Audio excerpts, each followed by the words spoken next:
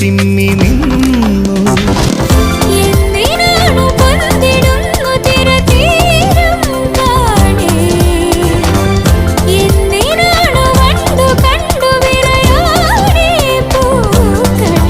പറയൂ മനമേ, ചൊരിയൂ മധുരം പ്രിയതേ, എന്റെ ഹൃദയതാളം മുറുകിയോ, എന്റെ കണ്ണിലിളമീൻ തുള്ളി